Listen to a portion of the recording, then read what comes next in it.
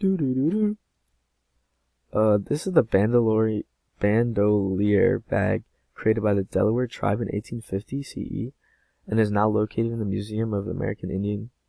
And it was made out of thousands of small, tiny beads strung together to create beautiful patterns and designs. In this picture right here, you can kind of see, I don't know how blurry it'll be when it comes out, but you can kind of see how the individual beads in a way, and it just shows the technological skill and just skill that was used to create these beautiful bags.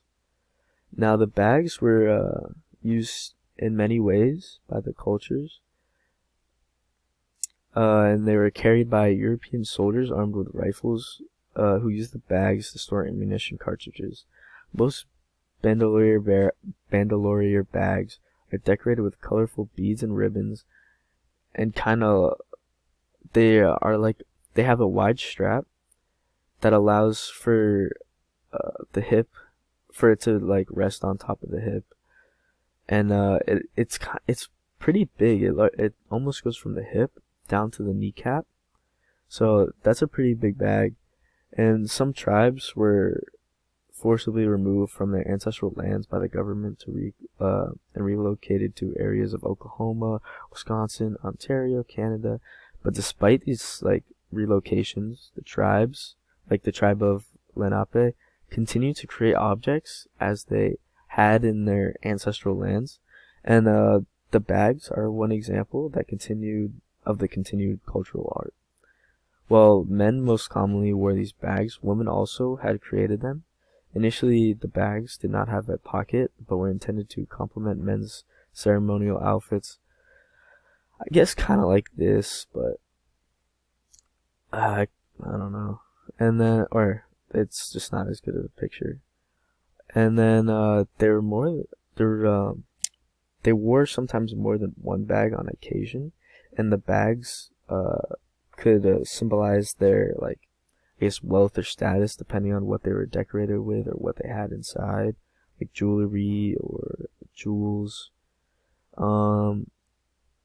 And even though the bags with pockets weren't necessarily always used to hold objects, women typically produced the bags using trade cloth made from cotton or wool, and it is possible to see the exposed, unembroidered trade cloth underneath the crossbody strap.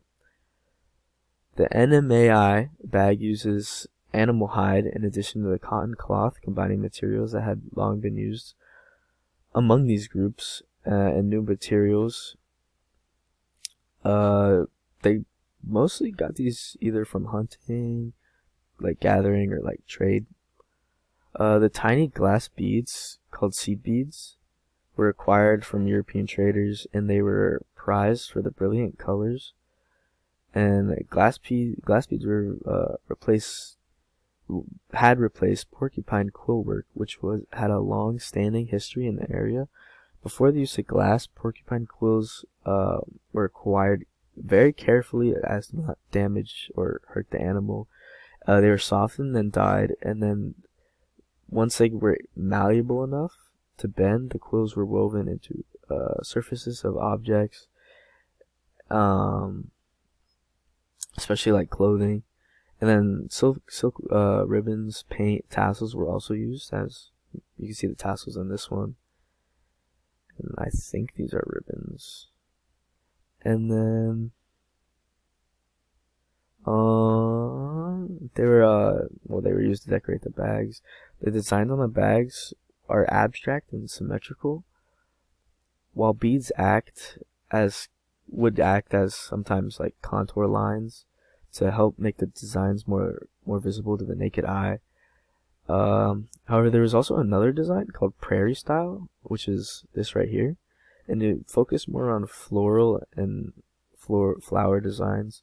The prairie style came to be as a result of the people coming into contact, particularly in the removal of their ancestral homelands when they were forced to go to different locations. They came together, and spark that.